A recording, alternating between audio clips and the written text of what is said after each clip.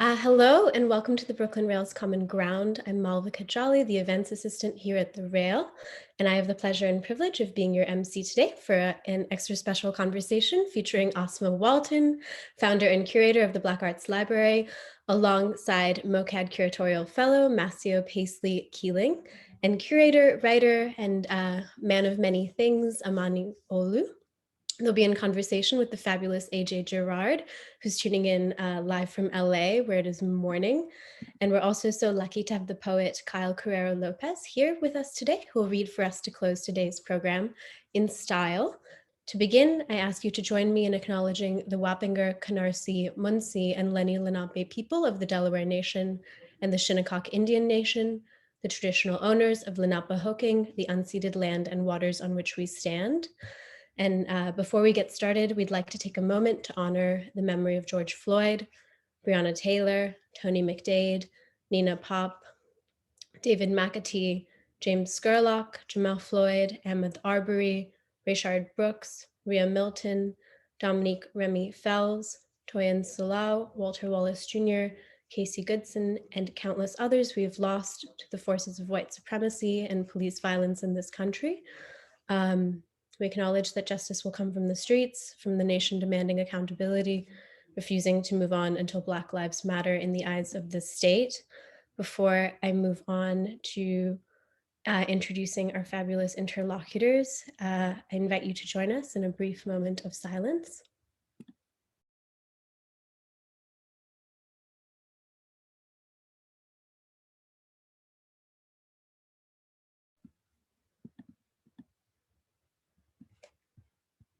Thank you. And now to introduce today's special guests, a Detroit native and founder of the Black Art Library, a collection of books she began curating on Black visual arts. Basically exactly a year from now, Asmaa Walton has been a super duper busy these days, and we're so lucky to have her joining us. The Black Art Library will be a public-facing archive, research library, and collection of art books, children's books, exhibition catalogs, biographies, and ephemera on Black visual arts and artists, which is intended to be an educational resource for the community at large. The Black Art Library just opened at MoCAD, where it will be on view until April 18th, and was curated by multidisciplinary artist, designer, and curator, Maceo Paisley Keeling, who's also with us today.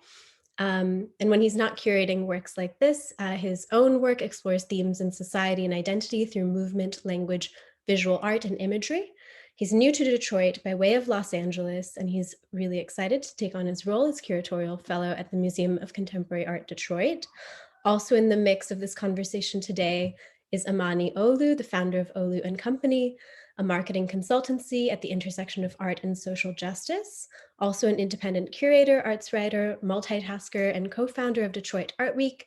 He's also the founder of IMG SRVR, a visual content sharing platform for creatives, and has curated just like an endless number of shows. They'll all be joined by our special host, Gerard, who's an independent curator and cultural strategist. AJ stands for Antoine Girard, is passionate about the arts and social change. He's worked at the Broad Museum, the California African American Museum, and most recently the Underground Museum. And while he's been there, he's garnered support from institutions like the American Alliance of Museums and the Western Art Foundation, where he was recently recognized as an emerging leader of color. He also has an exhibition he curated, Shattered Glass, which is featuring 40 international artists of color exploring questions of power and surveillance.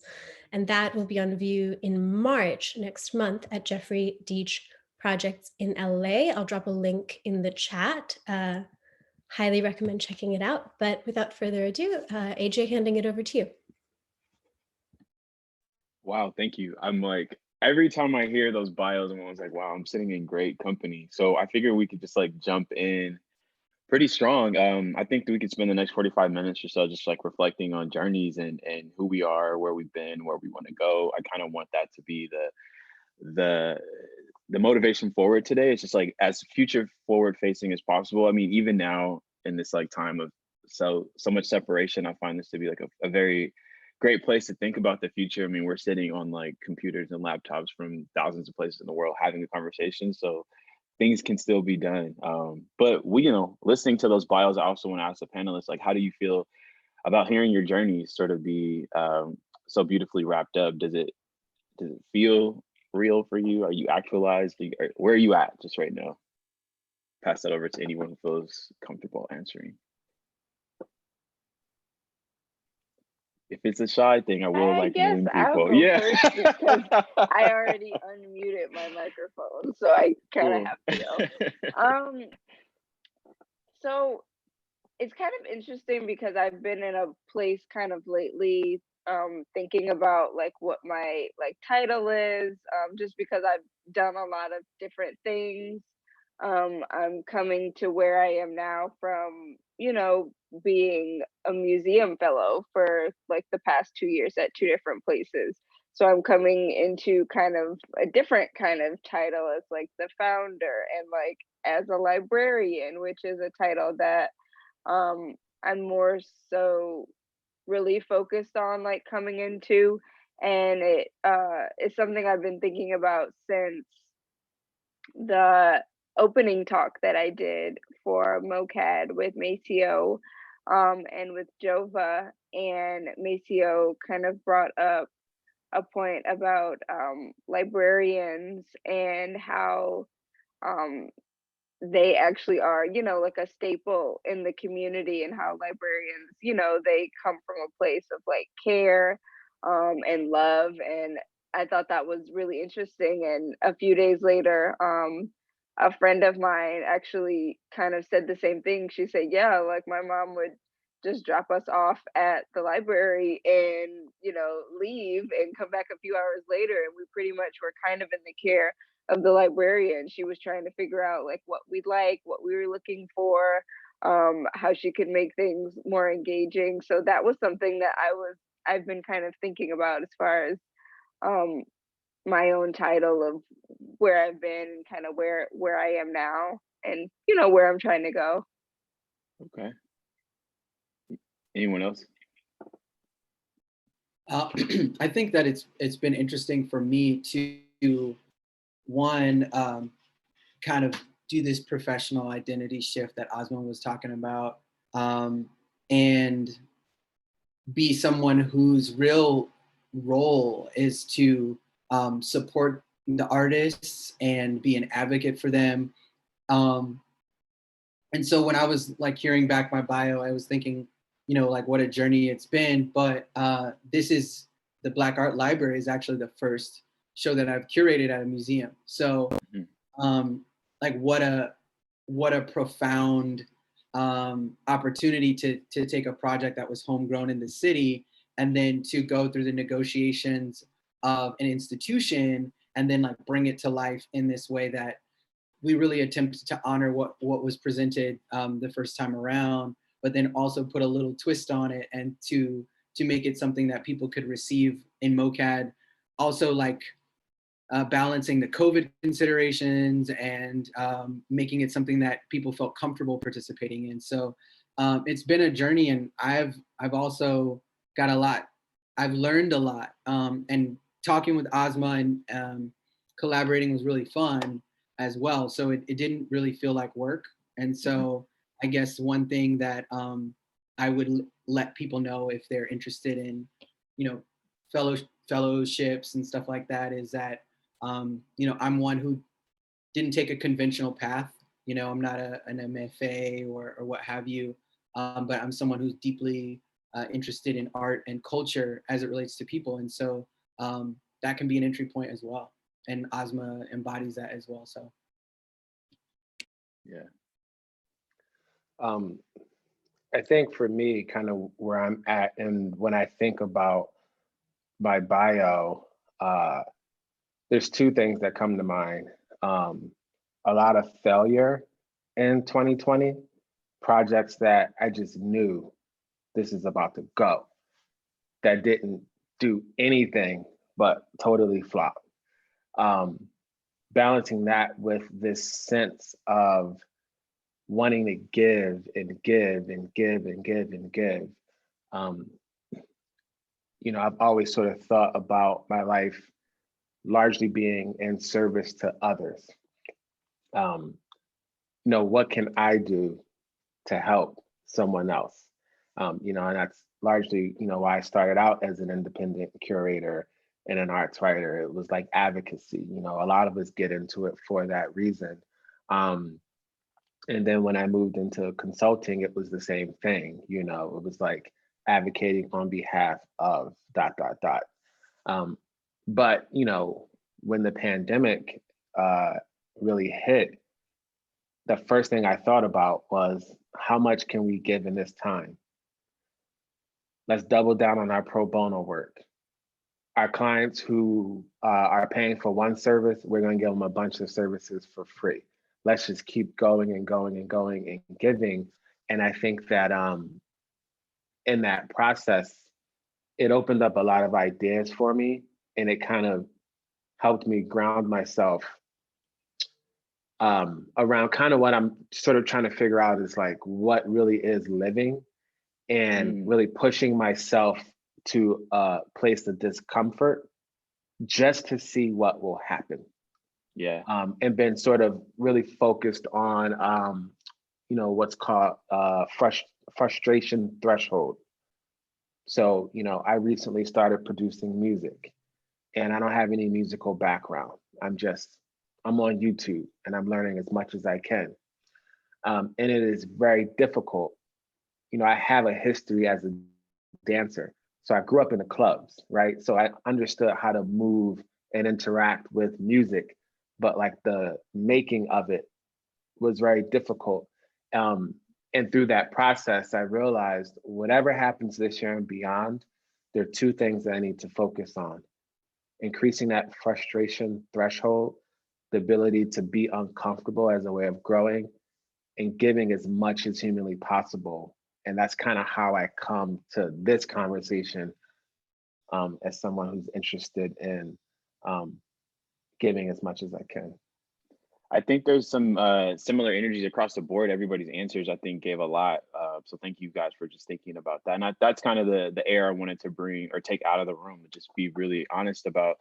I think for many of us, COVID just stopped, halted everything. And I think that like it took the brave and the ready to like pick it up and do something different. And I would love for us to continue to expand upon like what are those moments that we knew we needed to create or make something because it wasn't existing, and these spaces and these places in our own lives. And for me, like, yeah, in LA, I think it was like I started off in food.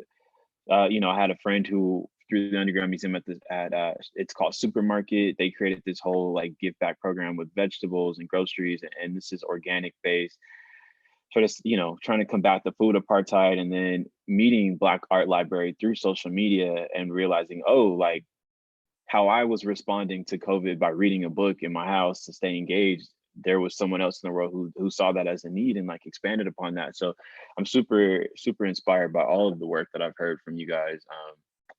If anybody felt the need to like highlight, again, like what moment did you know it wasn't enough? Because I think that's a great place to reflect. I'll jump in. So when I started Black Art Library, it was February, so it was pre-COVID, but COVID was, creeping up, in the coming weeks. Yeah. But I just technically I launched it, which means I just started, I publicly posted on the Instagram account. So that is the day that it started. But the idea had been milling around in my brain for some weeks before that. And once I started it, I didn't really have an end game plan or what was really next. I was just I'm just gonna start doing something and we'll see what happens with it. I think the original idea was more so of it running I don't know if anybody's familiar with Chegg, but that's how I rented books sometimes in undergrad. You just can order the book, you pay a price just to rent it for the semester, they mail it to you at the end of the semester, they mail you mail it back to them. So I was thinking something like that could exist for the library, and it would just exist online, there would be a website. But as time started to go forward, and I think once we started getting into COVID, I was well, I think having a physical space is important, like so people can actually be able to engage with the space and engage with other people in the space. And that was maybe coming out of the fact that everything had so quickly switched to being completely digital and not interacting with other people. So that idea just kept evolving through the past months. And I was still working full time as a museum fellow at the St. Louis Art Museum. So this is also around the time when everything in museums kind of started to crumble a little bit, and there Yeah, was a for lot of sure. like disruption, which was kind of like interesting for me, being okay, I'm working at an institution, but I'm also trying to build this other thing to get away from that traditional kind of art institution thing. So I was kind of in a weird place, and also really kind of frustrated with museums, which I already had been kind of as soon as I started working in them. But I still love museums because I love what they are and what they're at least supposed to be. When you take away all the other crazy stuff that happens inside of them. So it just made me think, like, well, do I want to like keep working in a museum like after I leave? Just because also my fellowship was kind of disrupted because COVID, so I wasn't doing a lot of the things I was supposed to get done, because I couldn't travel, I couldn't go to any conferences. So I was kind of in a weird place, and also there weren't a lot of open museum positions that were going to be happening, like, technically, like right now, nobody knew what was going to happen. So a lot of other fellowship opportunities and things like that, they were kind of floating because nobody really knew what was going to happen. And I kind of felt the same way. I was like, well, do I want to move to another state, like in the middle of a pandemic? I felt like it would be nice to be able to come back home to Detroit for a little while because I had been away from my family for the whole pandemic. Um, so I was like, maybe it might be a better idea. And then I didn't know what was going to happen. So I was like, that might be the safest like idea, just to go back to Detroit and kind of figure it out from there. And I kind of was in the process of finding another like fellowship opportunity. And I kind of I was going through the interview process, and it didn't end up panning out. But I was okay that it didn't pan out. And then a few months later, things for the library, start going really well again. I did the pop up for it, which was really cool. And then from the pop up out came from that the opportunity to exhibit at MoCAD, with the help of Amani, and things started to feel right. So I was okay with taking some time off from working full time in a different type of institution to work on this project. I told myself I can just dedicate at least one full year of my time to this and then revisit what's going to happen with full-time work and figuring out all of those things like afterwards. But I felt like this was a really good time, just to do that, because a lot of things were already kind of halted. So I was like, well, I might as well just kind of see how this goes and kind of see how this plays out. And it's been going pretty well. So I It's been think I going made a really good well. decision. Yeah, I follow you guys closely, and I'm like, your success has been so great to watch. And even listening to you just talk through your journey out loud, I'm like, she doesn't even understand how important the work that she's doing is in the moment, because it's actually like, as well, having so much experience in museums, I feel like it's answering the call that like no one even could pay attention to, was that small little space of like, where is Black art literacy? How come everybody doesn't have the base understanding of David Driscoll and all these different things that are starting to show up in HBO specials, or because the market has decided that like we're now credible as artists. It's like, I really, really applaud, because when I look at your work, it's like, yeah, you'll get a Noah Davis book, but you'll also go get, a book that like, there's so many times I'm like, let me Google, and we could talk about that all day long, because then you go to the eBays and the marketplace and the books are like thousands of dollars. They're out of our access point. And I really commend your work, because you conflate all of that down to come hang out, and it's right here and the work is done for you. So just across the board, the three of you guys, I've like, I really am like, this is really special, you know, because as a student of the game, trying to journey through that, I had to find that same route, but the most difficult way at it. I've, you know, every used bookstore ever from here to wherever knows my face, because I'm like, do you have, where's the Black art book section? And they're always like, we don't. So you know, I just want to continue to just uplift what you're doing, especially in this time right now. Anybody else have any thoughts before I move into the next? Because I'm a thinker out louder, so I want to be. No, Maceo. Okay, cool. I also just want to kick the can around, because seems like a community of avid book readers. Like, if we can also share what our books we're reading right now, or the one that inspires us the most, that would be great. I also want to use the function of the chat, because that's a great place. Every Zoom that I've ever been in, it's a great place to keep live interactions going. And then also a great place for us to like note those books and go back and do the research for ourselves. So I just personally finished reading Black Futures by Kimberly Drew. That book held me through. And it was funny because it wasn't designed to be read from cover to cover, but like I couldn't, so whatever. That's what I was thinking when you said that. I was like, you read the whole book from cover to cover? You know, well, what happened was like, but I saw that whole effort when it opened up the foreword to say like, it's the book that you read in companionship with your phone. Then I was like, why wouldn't I just take the journey to like explore? And there were so many projects that I had never heard of before about Black people sleeping in museums as an idea, or like will be in the future. Like, so I just kept going. And I thought that was like the most like contemporary version of like keeping the conversation going. So that's one for me. Someone says Edgar Heap of Birds. Oh yeah, I agree. Also amazing artist. Anybody else, especially panelists, want to share? This is not you can go. No, you. Okay, fine, I'll go.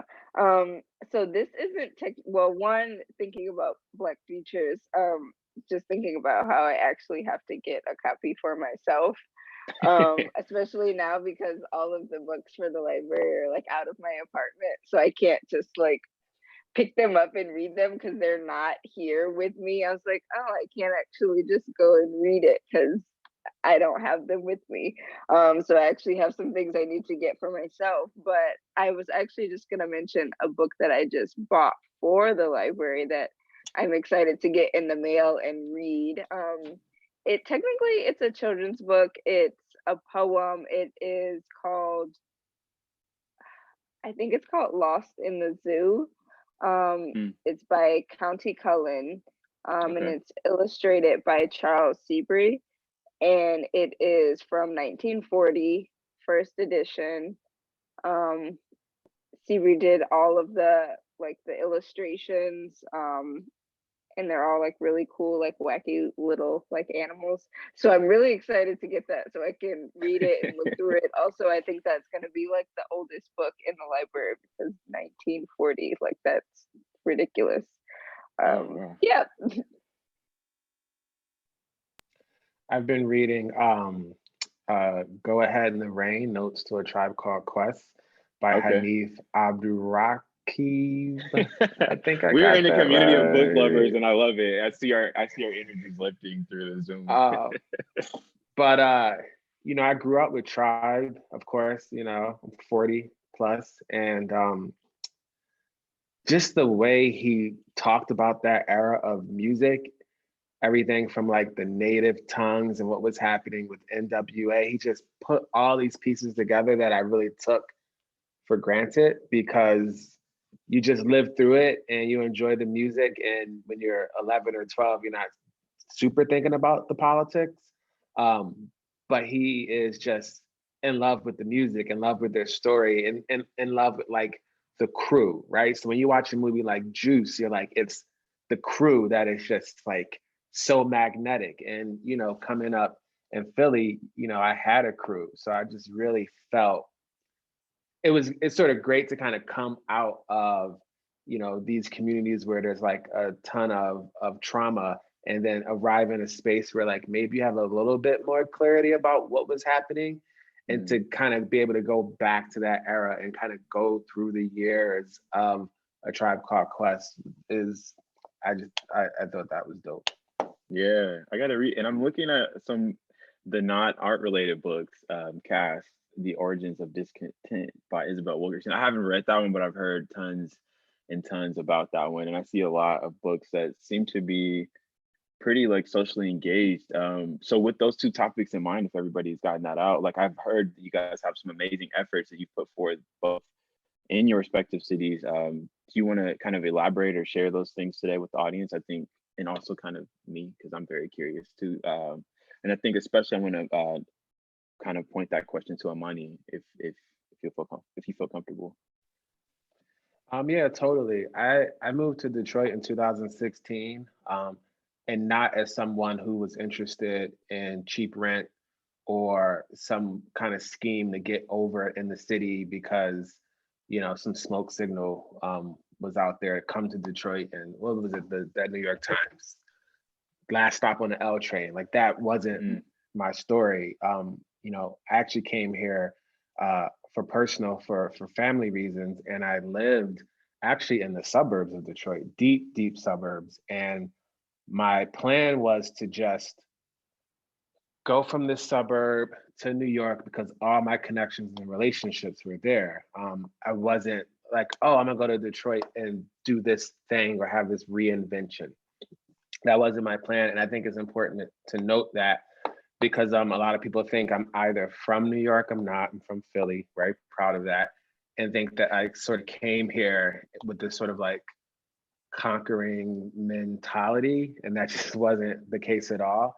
It was my friend Ingrid who ran for mayor in 2017. She's an artist, also writer, thinker, curator, and she asked me to handle her communications for the campaign. So I did for her what I do for everyone. You know, we ran the PR and the communications. She's an artist. I'm in the art space.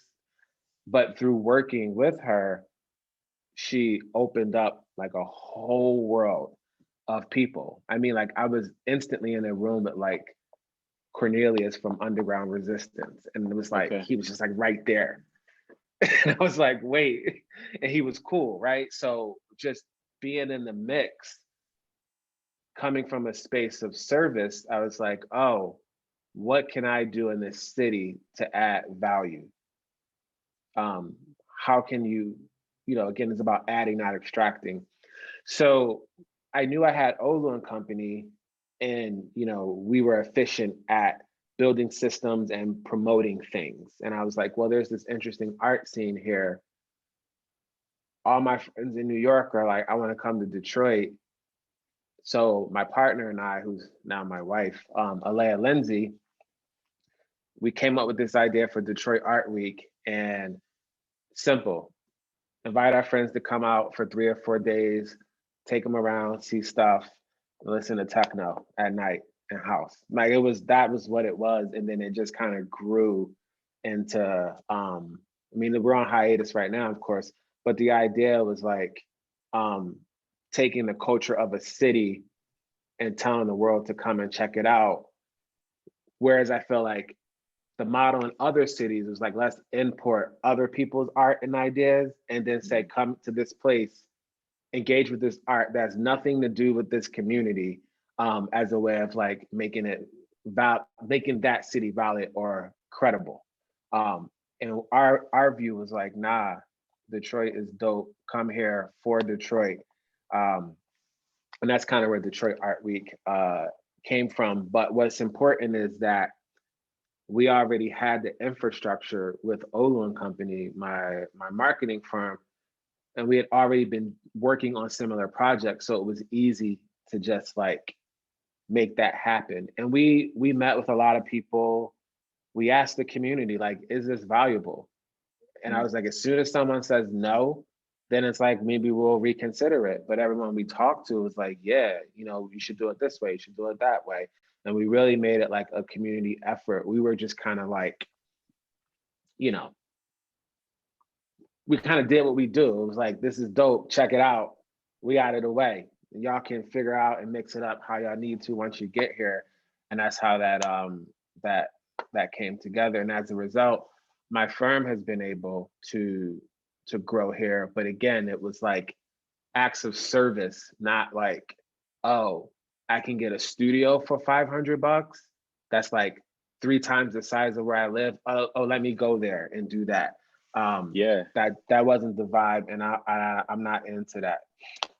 I love it. It's like I couldn't stop thinking about the word Renaissance as you were talking. I feel like that's a hot take topic that keeps coming up when I see like Black people sort of creating new avenues, new paths, or even communing around culture and art. That's like a thing people I think often throw out, especially in LA. Like I went to Howard, and then we come into LA and started seeing that same type of convening or community was being built around books, food, yoga, hair products, whatever we found that were like the things that weren't given to us early.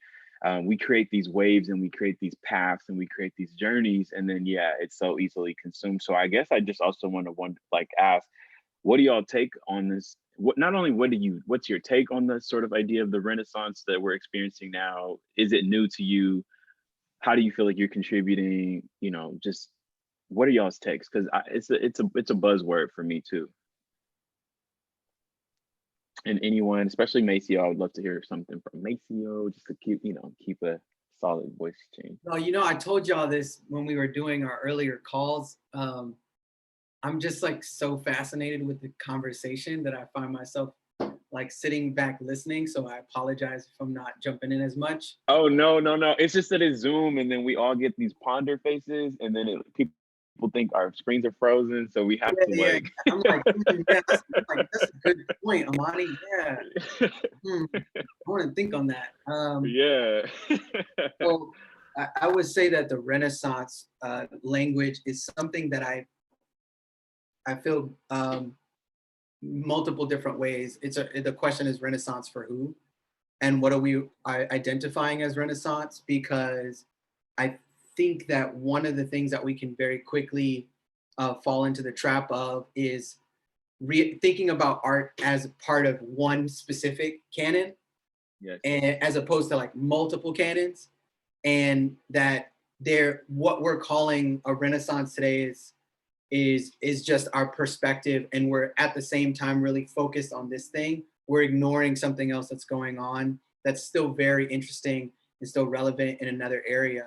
And then 50 years later, somebody digs it up and they win an award and get a bunch of press for just going back and acknowledging things that were happening all the time. And so what I'm really interested in doing, not only as a curator, but as a cultural worker, is just opening up that gaze and looking to the periphery and looking to the margins and saying, oh, what's really awesome,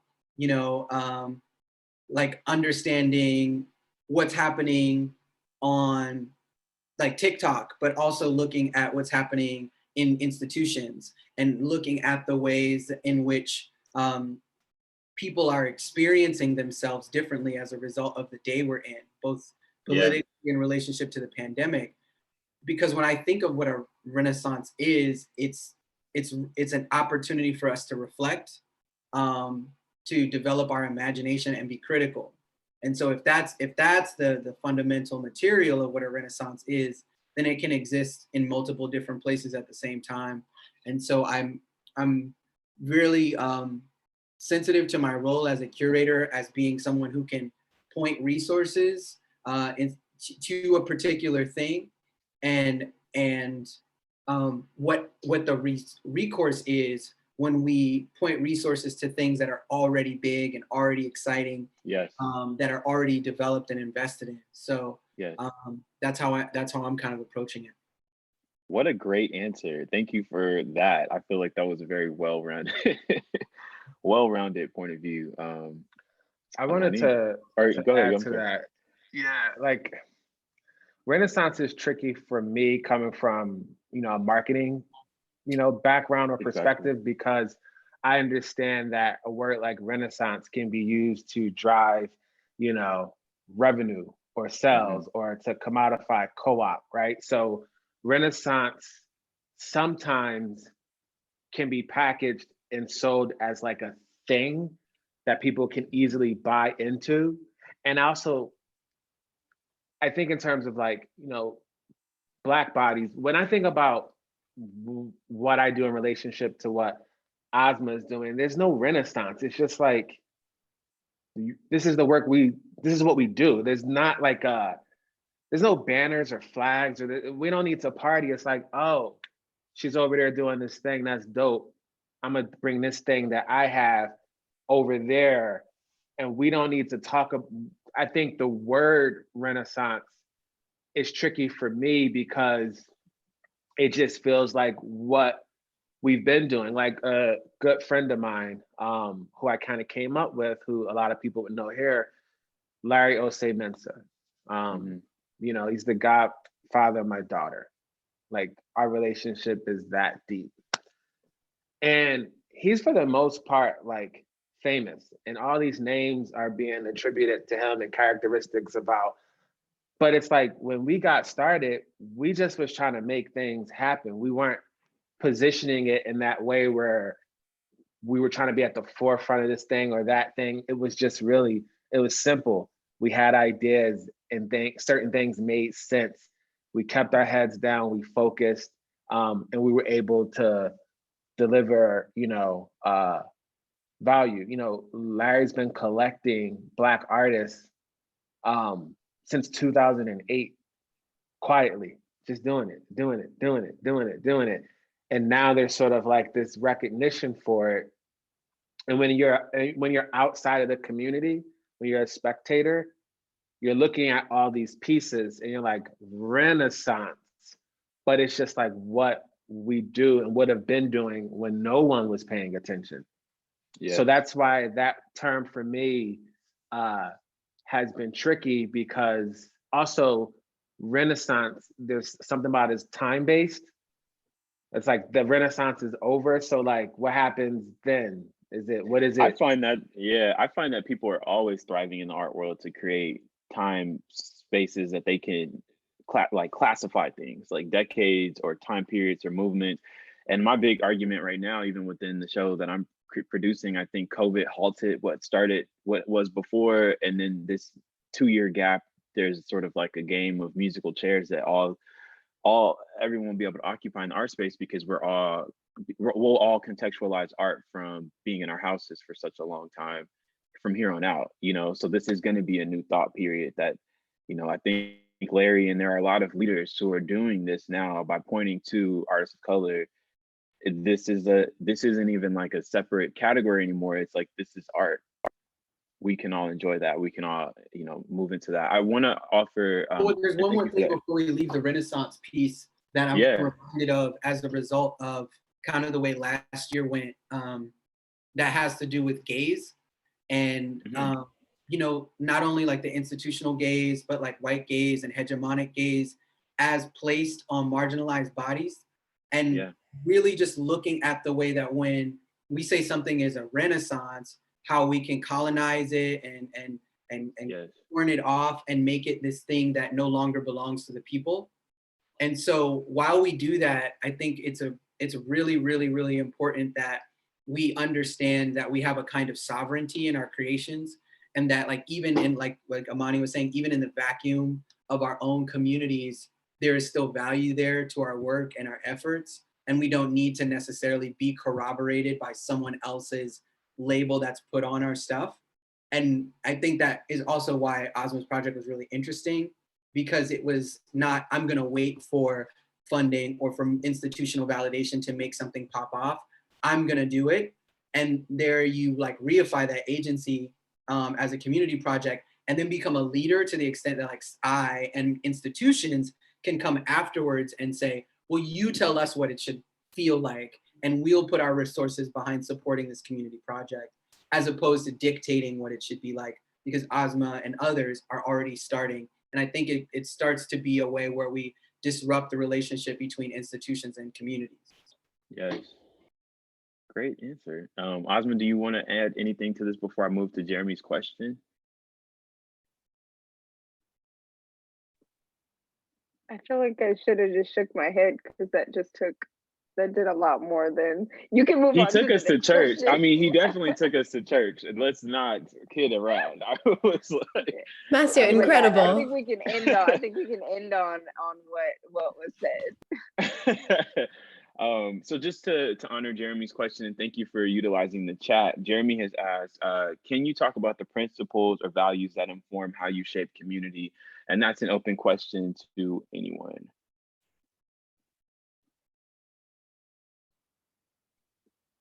I want to hear So, more from Masio.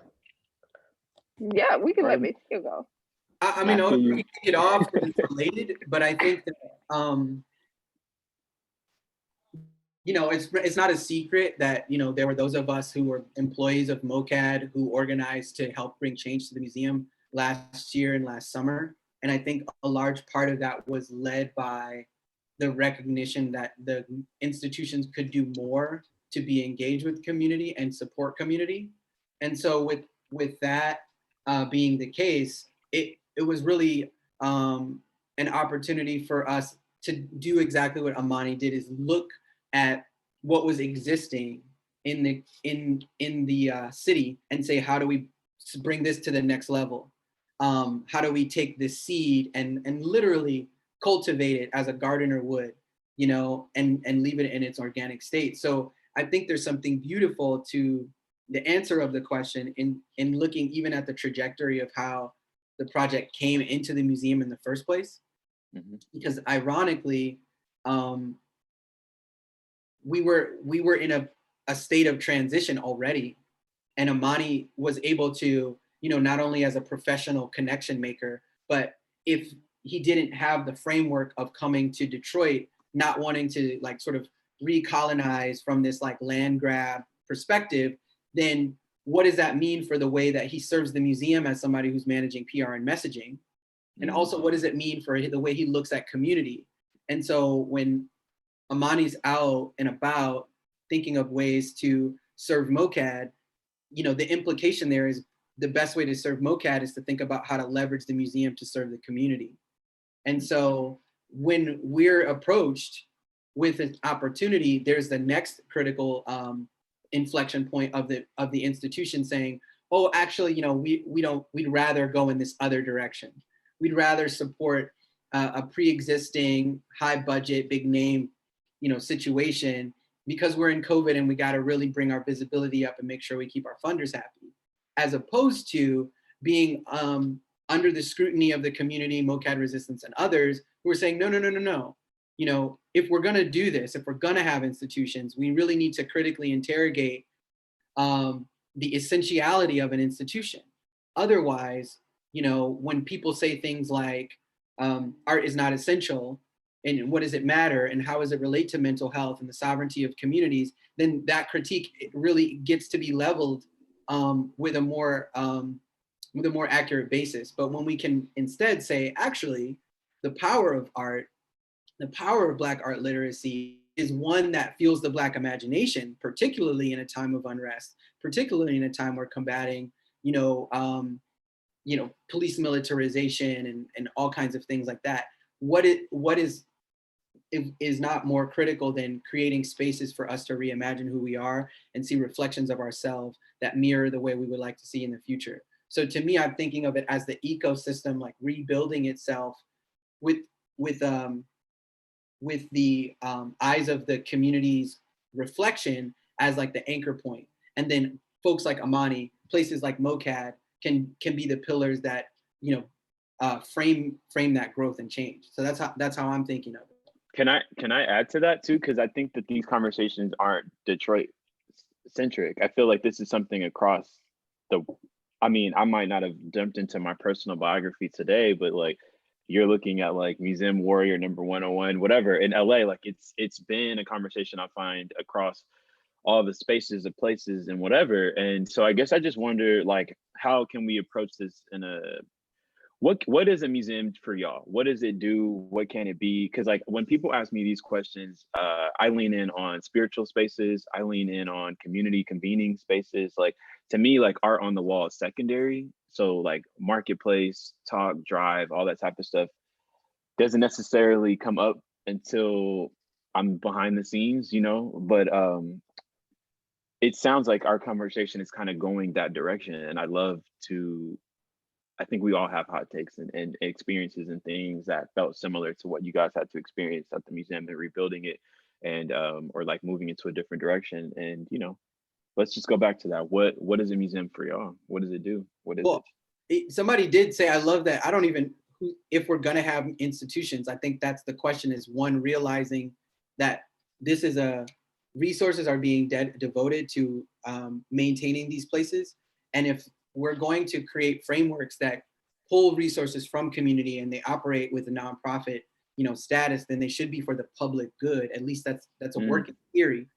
And so if we can operate from that place, it starts to shape the way we engage with communities. And so, art is one thing, art making is another thing. And we want to create spaces where people feel introduced, welcome to introduce themselves to art making, and then also like support the art that's already been made. So there's a couple different ways to go, but it really is one of those things where we have to ask ourselves some questions around the utility and the value to affect like the material conditions of people, and what kind of tools does an institution like MOCAD have to support that. And it's not always going to be the museum's job to drop off food to people's homes.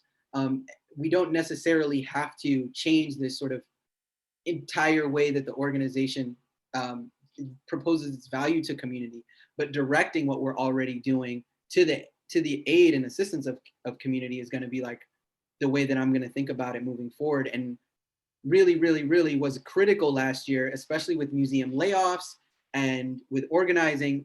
We were sitting in our homes, asking ourselves, well, why am I a curator? What's the point of working on an exhibition when people don't have water and people don't have food? So if I'm going to go back into the museum institutional framework, it's definitely going to be to create things that are worthwhile. You sound in tradition to me with thinkers like Linda Goodbryant, with Noah Davis, Lauren Halsey. There are so many people who found art spaces to also have to critically serve basic human necessities, food, all those, like you damn near can't even function looking at a painting until you've like, are you properly awoke for the day? Did you eat breakfast? How was your travel to this space? Was it violent? Was it accessible? Was it whatever? And then, the act of looking at art is almost the last thing. So to me, like hearing you say those things, focus at that museum, again, I think about the diasporic conversations. I'm like, the thinkers across the board, especially for Black art thinkers, I think have always come back to that conclusion. It's like, my space cannot just serve as a space to look, view, and buy art.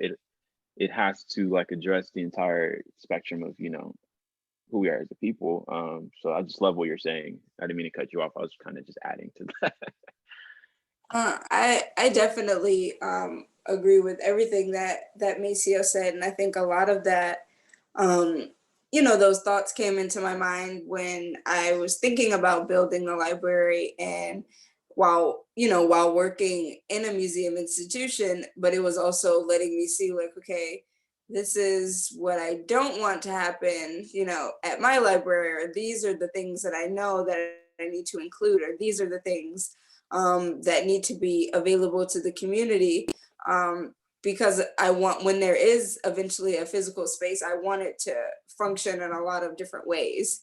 I don't even know all the ways it's gonna function in any way that I can like make it useful to the community, really. Of course, art is gonna always kind of be the center of that, but there's a way to kind of make that work into anything that you really want to do to benefit the community. And I think like what the traditional museum is, it's definitely about to change like what actually it is. I agree. The community is, the museums are aware now that the community is like right around there. They're right outside their doors, and kind of, okay, we've been here for a while. What are you going to do to kind of address our concerns and make this a place that we feel comfortable? And I think MOCAD having the library in being exhibited is a really wonderful example of something that can be done that's a little different, that kind of changes what we're used to seeing in museums, but in a way that is still beneficial to the to the people that are in the community. And I think that was a really important thing for them to do after a lot of the things that were happening. Because personally, I was like in the middle of a space where I wasn't really sure, like, do I ever want to work in a museum again? Like, what am I even going to, like, I have no idea. And I just didn't really know like exactly what I wanted to do. And actually, while I was kind of going through this thought process and kind of figuring out the next steps, I actually was going through the process of possibly being a fellow at MOCAD. But it was right in the middle of when everything was starting to kind of come to the light, like over there, of what they were kind of dealing with during the summer. And I just kind of made the decision that, like, okay, I'd love to be at MOCAD one day and be able to do something for them, but maybe this isn't like the right time. They have some time, they have to rebuild, they have to refocus. And it just kind of, how things kind of just happened. I'm fortunate enough to be in a space where now this project is being exhibited there, and it is a very like positive way that they're interacting with the community, and how this project is really showing something different that can be offered. So I think it really is, that's real, like a real like full circle kind of. You said it. No, you said it, and the chat is on fire. I just have to say, for the 49 of us in here, like, I feel the shift in the room, and I appreciate whatever changed what we felt. Yeah, please. Sorry, I just want to, I was thinking about, like, every time I hear the word institution, I cringe a little bit. And I think that is a large part of the problem, is that the institution has set itself up as like the highest and final word in terms of what is considered to be culture, what is considered to be fine, what is considered to be important. And I think that when you have a system set up that way, it's alienating so many different people who might otherwise want to interact, with this space. So it's sort of like, maybe, we have to come up with, new language to talk about museums. And maybe they're talked about in a way that is thinking about the larger community first, not necessarily as like, set up for people who want to, evade paying taxes, or, tax shelter situations, all the games that we found out people were playing around the museum.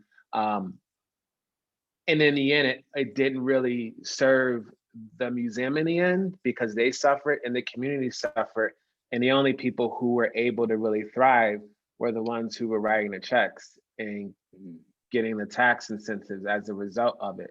So, everybody is suffering when you sort of frame the institution as this like place for the highest form of art, and everything under that, like, oh, the coffee shop that is showing an artist has no value, zero value, because because we really want the institution. And I think that what I find, particularly, in our community, Black communities, sometimes we are making sacrifices to be in the institution when we can be giving that value to our own community. Why are we working there? Like, what is the point?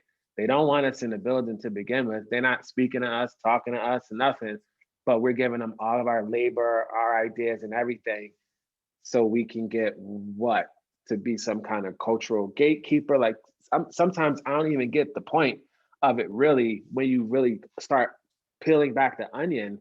So I think that we would see a lot more Black and brown bodies, queer bodies, wanting to be in the museum if it felt like a space that was actually for everyone and not like a couple people. So, and that leads me to go ahead. I'm sorry.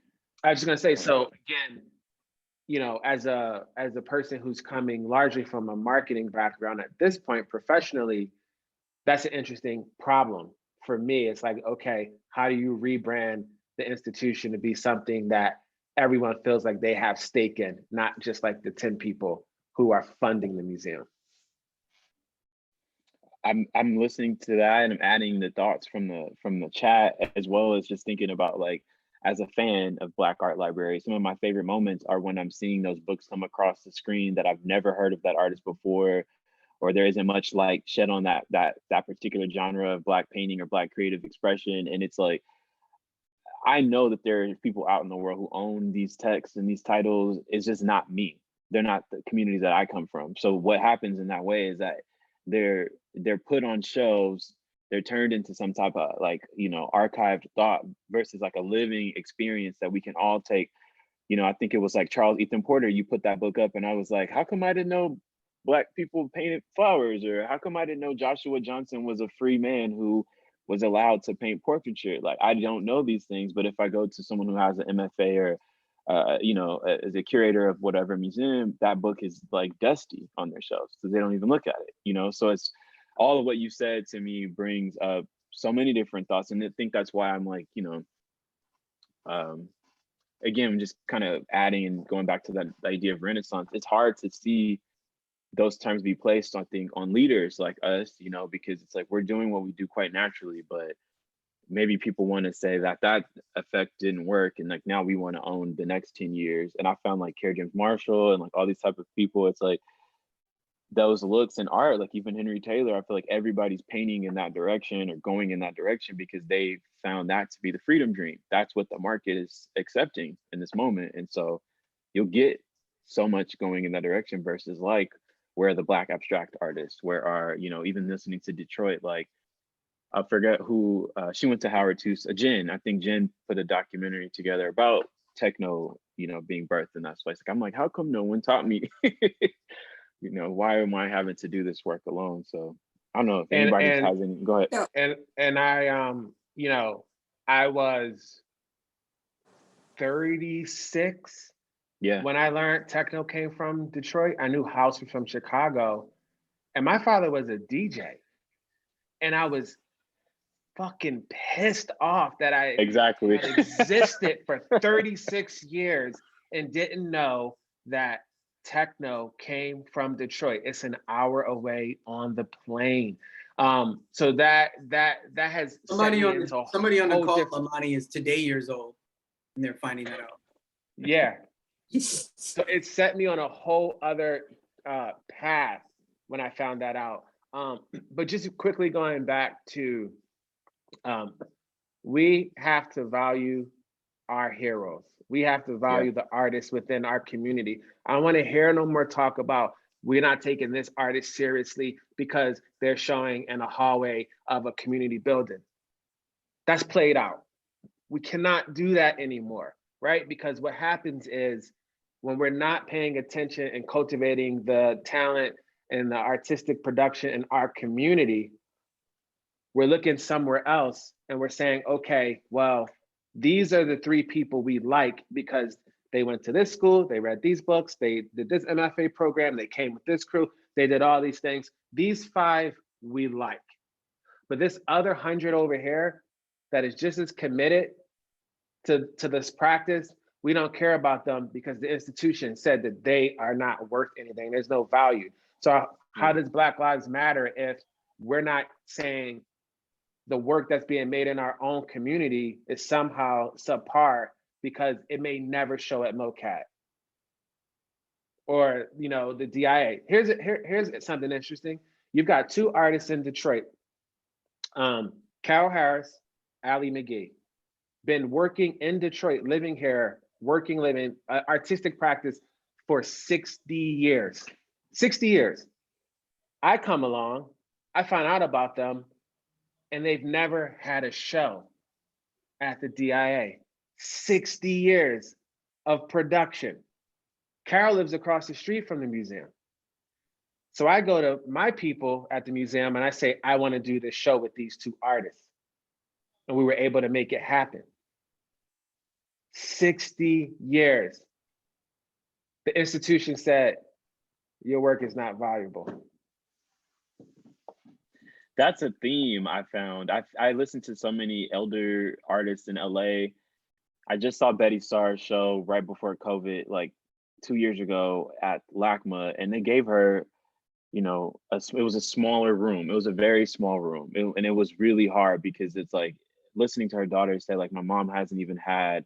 She had a fuller retrospective in New York, but she just hasn't really been celebrated as well as she should have been in LA. And it's, you know, people raise a lot of questions. Is it because Black artist? Is it because she's a woman? Is it because, you know, all these different things? And so, you know, this frustration, I think that's why I'm so happy to be in community with you guys today, because we are all still in places in our lives that we can affect strong change, ask for what we're wanting, you know, and we're not necessarily, as you've pointed out, waiting, you know, like these things are happening. And I think we've set a trend that people will discover Black Art Library and what you guys are doing in MOCAD, like in retrospect. And then that hopefully they'll create those conversations in the cities that they are so committed to. But You know, that's actually one of the things you're highlighting is a real tension because, you know, Asmaa was talking about her story and being a fellow in different institutions and then taking some time away to cultivate this project.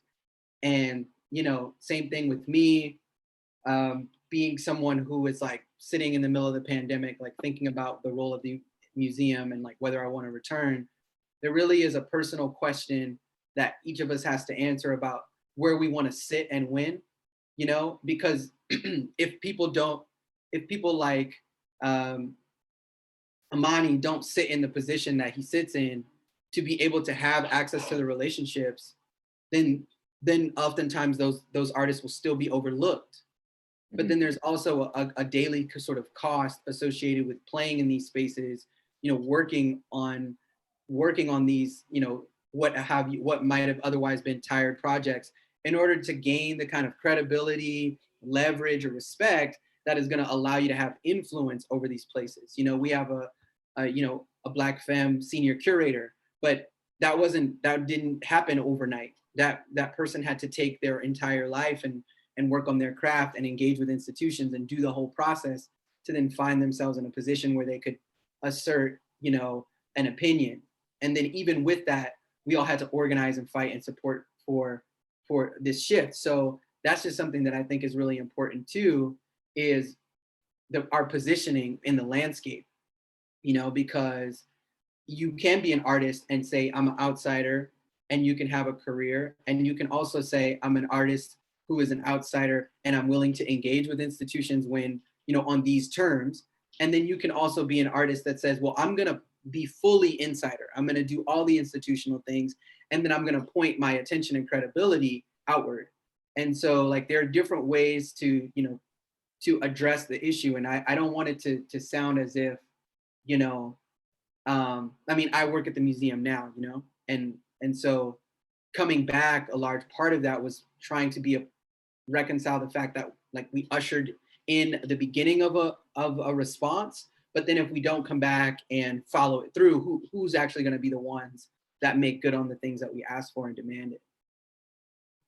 So this is such a future forward. It's a thing that we face. It's like, do you leave completely and divest, or do you take in what has happened, the good and the bad, the scars and the victories, and you do something different? I really, really applaud you guys in that effort, for sure. You know, and again, like I think there's a community.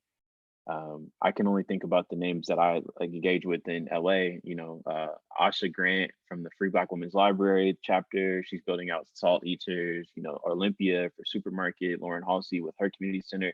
Like, you guys are ushering something strongly in Detroit, but I think that there's connections and threads. And like, I wish that there was more safe space convening for all of us, because we really are. And these are just the names that I can name.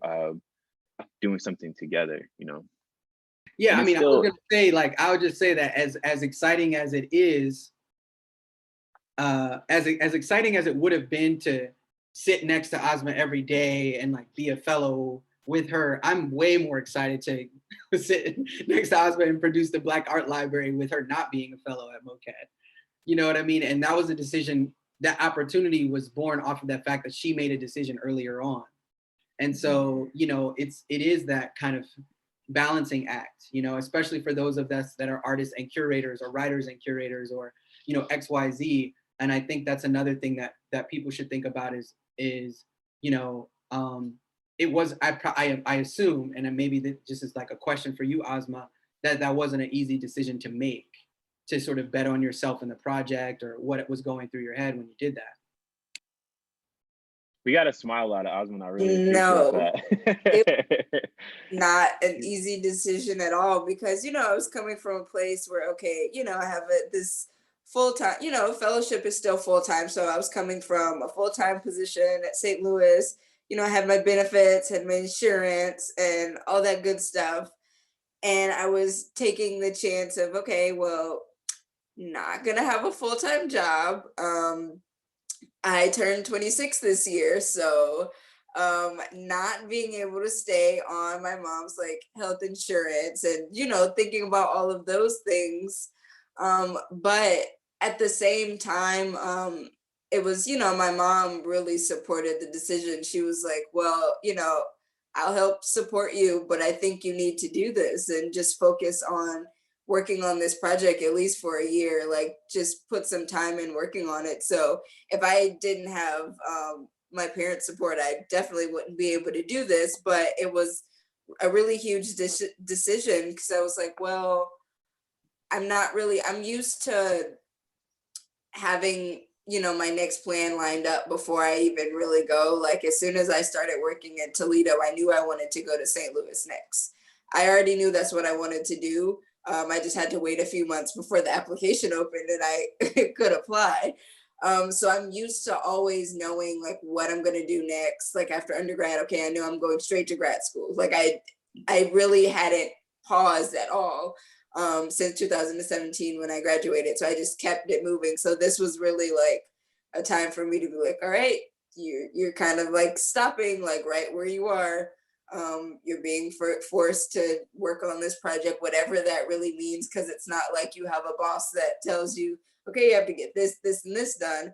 I had to kind of figure out how to do it, but I'm also just really used to working. So at the same time, I'm like, okay, I'm gonna also find a part-time job. So I design like flower arrangements. I do that too. That's my part-time job, which is really great and really fun to do.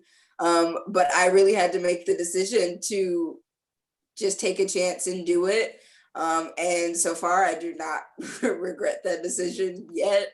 It's been really great. I've been back in Detroit for 6 months now.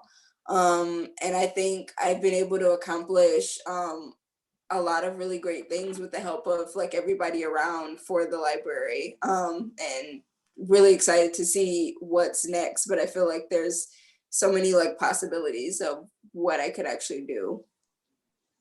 Right. Yeah. And that's the beauty of it. It's that this Renaissance idea, if you're looking at if you're like waiting for this laser focus of the you know, the clouds to open out and a beam of sunlight to tell you now's the time to go for your dream, it's just not, you know, it rarely does it happen that way. And so I love that the funding and support link was dropped there, because that's absolutely what makes these things happen, even to the extent that the museum can sustain the kind of change that we're looking for. It requires a different kind of community engagement. It requires people continuing to hold the museum accountable. It requires having artist practitioners that are willing to bet on themselves, so that we have the creative economy and ecosystem to where we can say, hey, this artist has been working on their stuff. And so really, I think that when we think about our different theories of change, sometimes we don't highlight the fact that it does require some very large degrees of individual risk in order to make these things happen. So I just want to applaud you, Asmaa, for being someone who is willing to step into that, and also acknowledge that for those that are feeling like it can be isolated, it's absolutely a product of community support, family, etc., that makes that kind of change possible. So it's a both and it's a very complex thing that I'm looking at, even as we move toward the next season. You know, how can we balance the fact that, you know, there are artists who who might not be able to right in this moment, you know, say, I'm not going to take that full-time job, because they need a full-time job. And so now I, as a curator, how can I extend myself and say, well, you're you know, keep on with what you're doing, and we're going to work with you to try to bring your work in and bring visibility to it, whether that be with a gallery exhibition, or even just on our Instagram, or with different, you know, avenues that the museum has at its disposal. But, you know, if Asmaa had said, you know, I'm about to be off this healthcare and I can't take that bet, then we don't have Black Art Library, and the city of Detroit doesn't have Black Art Library, and MoCat doesn't have Black Art Ooh. Library. Those thoughts. My cup is completely full right now. I feel like it's gone in directions I didn't even expect. Somebody shifted it. I want to say it was Maceo, but it just really took the turn that I think the conversation needed to take. Last question. Maybe we can do it this way. Where do you hope the state of this conversation will exist in, I don't know, let's just round out like 10 years. 10 years. Where do you hope the state of this art, Black literacy, community relations for museums, like where do you hope that the state of this will exist by then? Asmaa, should we talk about 100 books, 100 homes? Because I feel like that's a little bit future forward. So part of the work was really kind of thinking about the impact component of everything, and you know, coming to certain kinds of information and knowledge in my 30s, having worked in the art world, but not knowing a lot about certain types of Black artists and the breadth of our production, you know, is troubling. So we came up with this concept. It's a little bit of an experiment.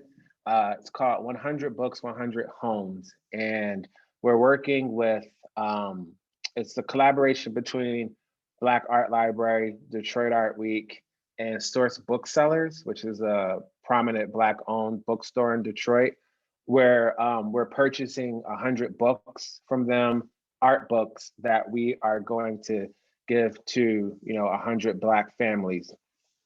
And, you know, part of that is, okay, you got 100 books in 100 different homes. What kind of impact will that have in 10 years? Like, what will that look like? We don't know. But it's important that we take things in that direction so that in 10, 20, 30 years, it's like, oh yeah, Ed Clark, like I had that book when I was a kid. I've been knowing about exactly. Him. Like, exactly. Whereas like I found out about him like 5 minutes ago, right? So that is sort of like the idea, not just obviously awareness, but just kind of, you know, there's a certain level of conservatism in the Black family. And a lot of times, you know, we don't have the privilege or capacity, health and wellness to be like, yeah, pursue a career as a painter, right? Mm-hmm. But if you have if you have these books in the home, they can even change for mom, dad, aunt, whomever, what it means to be a Black artist. And it's not this thing you do on the side on Sunday, right? You know, or after you work your 9 to 5, it could be a prominent thing. It can be a profession for you. So it's an experiment. We're rolling this out in March, and in 10 years, maybe, you know, we'll have an answer to like what that could do. It's also a way to grow Black Art Library, because you're bringing in different people who are helping to fund that. And it creates that impact component, which we know all the funders, they love to see that, you know, impact, and bringing the community into it. You know, I went to public school. Asmaa, you want to add anything to that? I'm just rambling at this point. I was gonna say you guys need to get a stamp with your thing and stamp the book, because I bet you that book is gonna travel to so many homes and places, and it'll be really beautiful to see where that ends up. You know, because I think if to add, you might have inspired an artist from 10 years from now who will have that book on their shelf and is in our gallery spaces, you know, next. So I don't know. That's just an idea. I was really inspired by what you said. Um, I think that that's a good idea, you know, some kind of like sticker, Black Art Library I sticker. try to do, you know, things come up. You just I love like when I found really interesting things in the pages of used books that I buy. Like I find news article clippings sometimes, or little notes, or I don't know, it's good stuff in some of those pages. But I kind of just echoing what Amani was saying. Yeah, I think, yeah, we might not know exactly like what seeds this project might have planted 10 years from now, but we could just hope that maybe someone saw something in those pages that changed some kind of decision that they were going to make in their life in some positive way. I think that's really all we can hope for, and that's kind of just what I hope for when just thinking about the library and the exhibition. Just the possibility that someone might leave with a little bit more insight than they had when they came in. They might know the name of one more artist. They might, you know, be able to recognize a work by that artist if they see it in a museum or something that they go to at a different time. Just really small, like something. I'm not really looking to ask that everyone becomes an artist or an art historian or wants to get an MFA or a PhD in art history, because that's unrealistic. I just want to, you know, put it all out there, put the resource kind of like right in front of people and let them do with it what they'd like. Genius. This is so genius. Someone texted me when Soul came out and was like, there's a MacArthur Binion painting in the back of this guy's house, and you told me about that. So like, you just never know what the kids hold and where they Exactly. Yeah, I would say that for me, I would love to in 10 years pull up to a building and, you know, cut some ribbon or something, and it'd be like the 10th anniversary of the Black Art Library, and there's like stairs and an elevator and you know, shelves and a screening room with slides, and I sit into this like nice leather chair that's like 100 years old, and I just pick up, you know, this big heavy book and just kind of chill for the rest of the afternoon. You know, that's one. And I think it would be also really cool to talk to a young person who says, you know, I'm not going to art school. You know, I actually realized that when I was a kid that I wanted to be an artist because I was flipping through these pages, and instead of, you know, going the whole art school route, I decided to, you know, just kind of work on my craft. And, you know, they're exhibiting their paintings in the Black Art Library, and people are going there to see the works installed, just as they might be going to see the community-led, predominantly Black board, you know, that that MOCAD has at that time.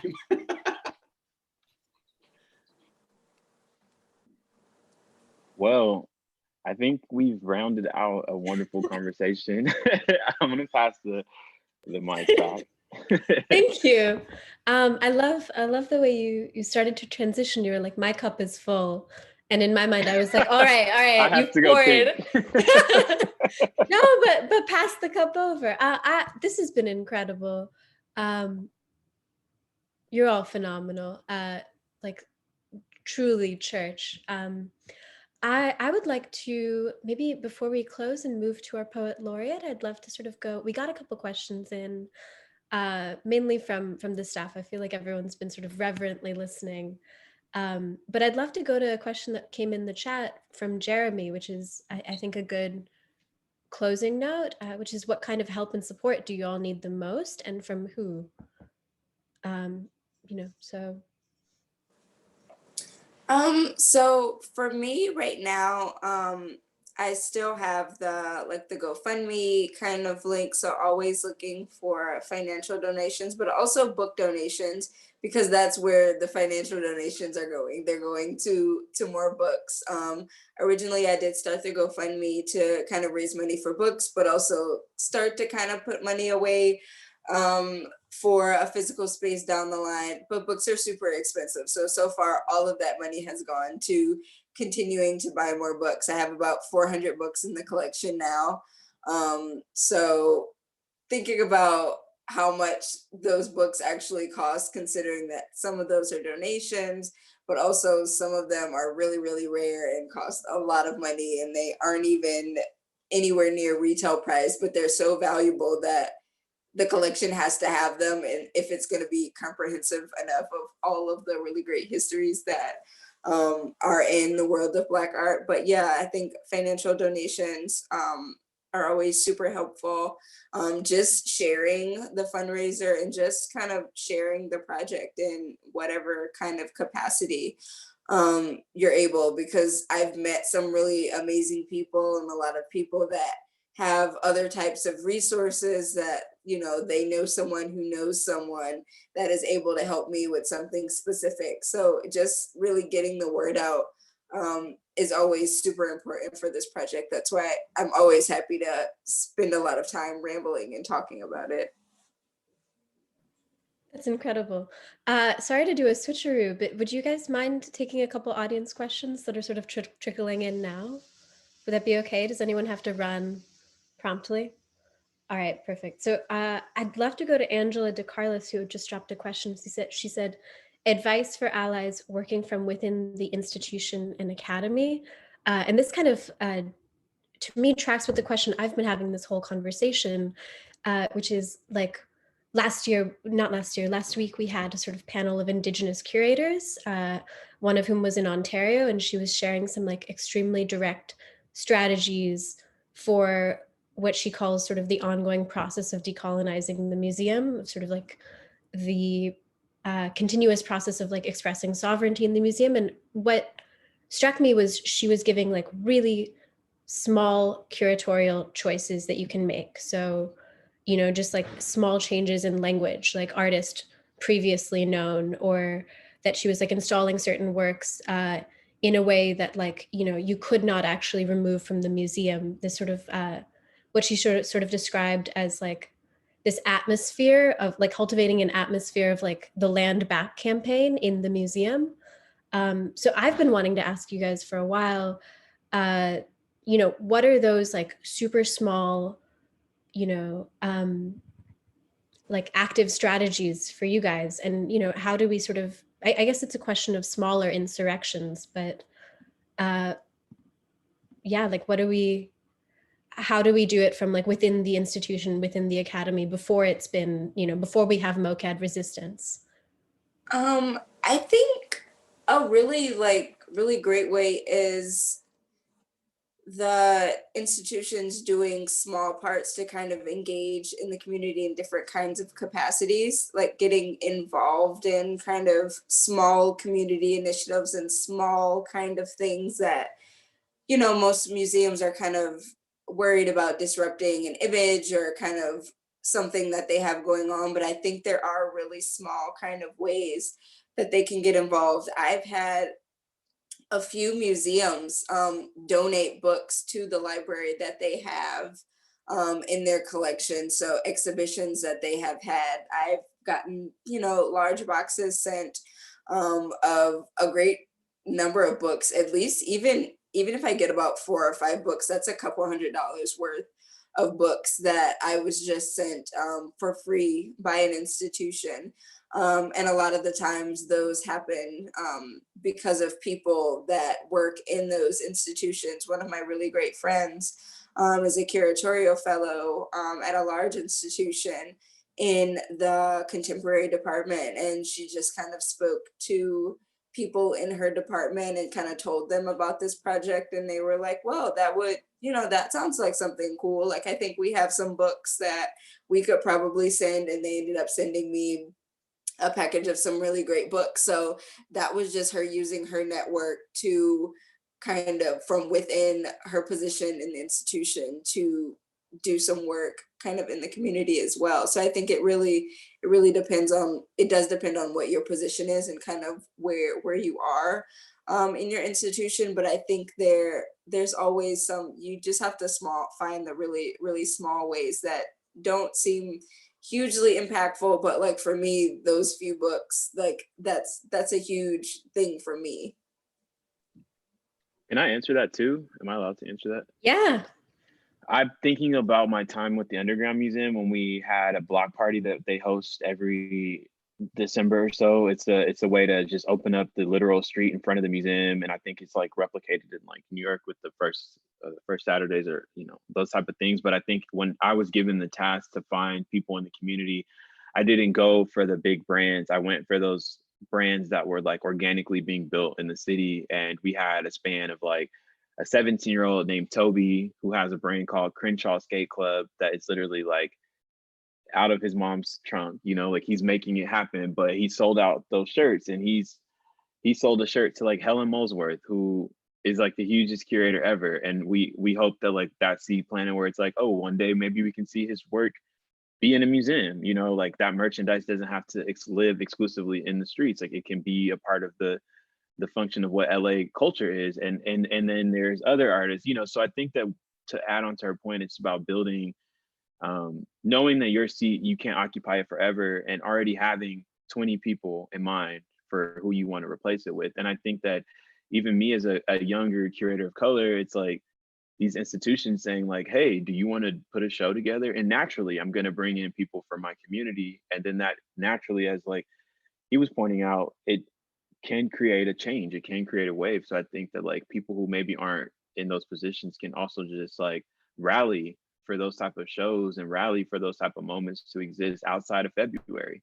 Like, can we have these things happen in the middle of November and they still be real? Like, does it have to only be, those nods? So, I do think they can happen. I think it's just like a community effort to purposefully make them happen, moving with intention, maybe. I think that's a beautiful answer. I'd like to go to Amani if we can hear a little from you, because I know you have to leave our call in just a few moments. Sorry, I have to go. I actually don't have much to add to this particular point. I think everyone else has said amazing things. I think I just wanted to say thank you all. Thanks to everybody who showed up for having me, and I look forward to more chats. It's been so beautiful having you, and thank you for coming in and like sharing your spirit and generosity. All right, well, have a great rest of your day. You too. Bye-bye. Bye. So our next question will come from Serena Caffrey, also tuning in from LA. Serena, you can turn on your microphone now. Thank you all so much. It's been such a privilege like listening to you today. I've learned so much from all of you. I wanted to ask something that Amani brought up really early on in the conversation, was this idea of getting more comfortable with places or moments of discomfort, and like building one's tolerance for trying new things and maybe trying new things, or just not being an expert. So I would love to hear from each of the panelists, if you're willing, just to talk about like what's bringing you generative energy and excitement right now, and where are you exploring and like feeling into a new part of yourself that you're giving yourself permission to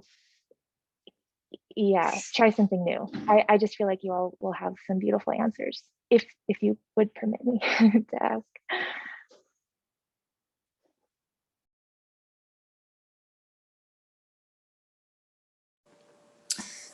I guess kind of just thinking, I think right now I really am in a space where I'm kind of just figuring out what is next and kind of like what to do next and the best ways to continue to grow the library and to continue to grow this project.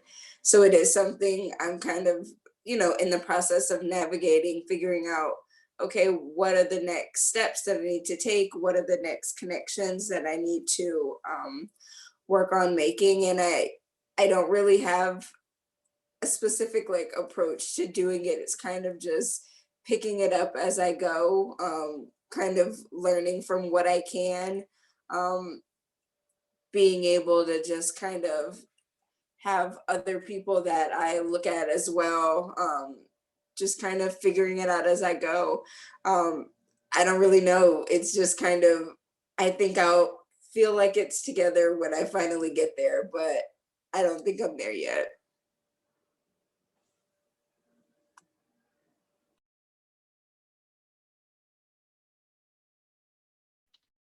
I can only say for me, it's looking back. It's the progress, reflection, allowing myself to look like where you started and where you are as like this huge leap of faith.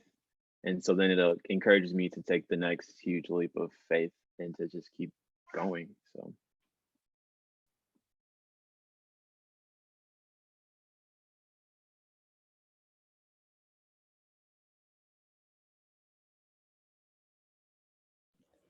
Ooh, thank you. Sorry, we had a tech moment. I think that's as good as an answer as any. For our last comment, we'll go to our very own publisher and the captain of this fine ship, Fang Bui. And Fang, you should actually, Fang, I don't have. Thank you. Perfect. Thank you, you guys. Thank you, Asmaa, again. AG, I'm sorry we lost, one member of the team there for a minute. Amani, who I think I met him once. Small world. But why you guys talking about Renaissance, which is very important we should be reminded too, because it meant rebirth. We all know that. And it's a way to recuperate classical learning and wisdom, because it really became a form of substitution of Copernican, system in place of polemic system of astronomy, remember? And also had to do with the decline of the feudal system. There was growth of commerce and all of it. And it was so irritating because when Trump declared the 15-day quarantine in March 16, Monday last year, you guys remember? I bet you he didn't even know the word quarantine, what it meant and where it originated from. So it's interesting to think about the fall of Constantinople in 1453, and then following Black Death that lasted what, 15 years, from 1347 to 1352, I think. So rebirth's a big deal, just the same it was in the Black Renaissance. Remember Harlem Renaissance? The same idea. That's just started coming in from the Great Migration. 1910, it probably lasted till the mid or late 30s. When the Great Depression ended in 39. It's so interesting to think about that way, because when you think about artists today, you guys, I could only name a few right now, pop in my head because I saw them recently. You take someone like Theaster Gates. Theaster is an interesting example too, because the social practice, the rebuilt foundation is really more invested in the notion of cultural-driven redevelopment. No more, no less than, Titus Kaphar. Also, I remember being a senior critic at Yale, seeing him struggling as a graduate student, trying to make those wonderful paintings, but didn't quite, mature as it did this recent show at Gagosian. But the idea is that Titus is not enough to be Titus. Titus is creating this amazing Next to Haven, that incredible organization in New Haven with Jason Price and Jonathan Brand. I think it's his classmate, Yale. And the idea is to have the same investment, more than just mentoring people, but also how to bridge the local entrepreneurs and the art practice among the artists. So it's interesting. The Renaissance meant that you should be able to do everything, not just singly, produce work of art, in your private insular hermetic studio.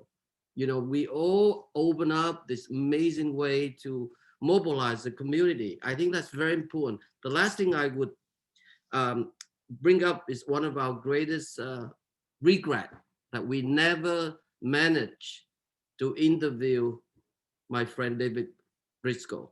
You know, I'm sure Charlie's here somewhere. We almost interviewed David, but we didn't. But that's another great example. He's a setting example of someone who was a great art historian, advocate for African-American art for so long. And yet he's able to be the curator, to curate show around the US and the world, really. And as a painter, he was very important, because if you look at David's work, you see traces of all kinds of people in it. You see Titus in there. I also see a lot of, Rashid Johnson in there, you know?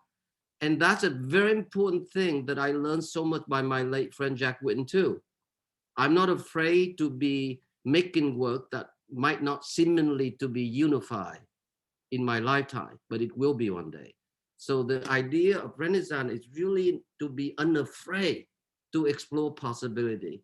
And I think that's what you guys are doing. So I commend you all, and very inspiring. Let's keep up the work and work together, okay? Thank you so much, Phong. Thank you. Back to you, Malvika. Okay. So in the interest of time, I feel like we should move to our poet laureate for the afternoon. So at the Rail, we have a little tradition, sort of pre-pandemic, of ending our lunches with a poem. We would sit around the office and read like little poems to each other at lunchtime. And I guess one of the silver linings of this pandemic has been that since physical distance is less of a barrier, we get to invite actual living poets and writers from all over the world to share their work with us. So today I have the pleasure of welcoming today's poet laureate, Kyle Lopez. Kyle Carrero Lopez was born to Cuban parents in New Jersey. He's the author of the forthcoming chapbook, Muscle Memory, winner of the 2021 Pank Little Book Contest, and he co-founded Legacy, a Brooklyn-based production collective by and for Black queer artists. His recent poems are published in Poetry Mag, The Nation, Bear Review, Frontier Poetry, and also stamped on my heart. Give it up for Kyle Lopez. And Kyle, you should be able to unmute yourself. Perfect. Thank you so much for the intro. Thank you all so much for your generosity and your knowledge and your vulnerability. This has really been such a joy to witness. So I'll be quick. I've just got one poem for y'all. So my family practices Santeria. And one of my goals as an artist is to challenge the negativity and anti-Blackness in the perception of traditional African and African diasporic religions. So this poem that I'm going to be reading is called From an Agnostic.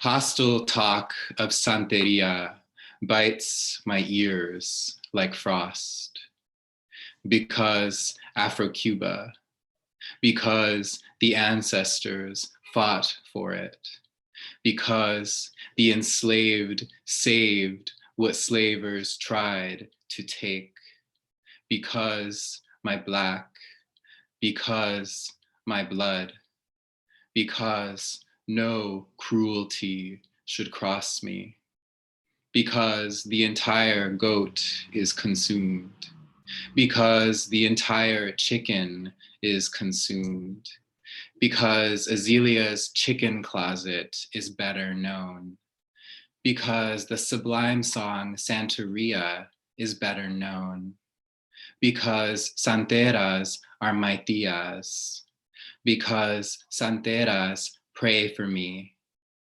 because Cal and I shook the achere as Abuelo prayed on Mom's cancer, because Yemaya's portrait in any home brings me home, because Abuela keeps an altar, because my mother keeps a glass of water out for the saints, because Orichas switch genders, because some Orichas took lovers of their gender, because I once trusted the narratives, because Hollywood's Africa, because the Catholic Church, because blood must be seen for cruelty to be named, because only some are born clean, because history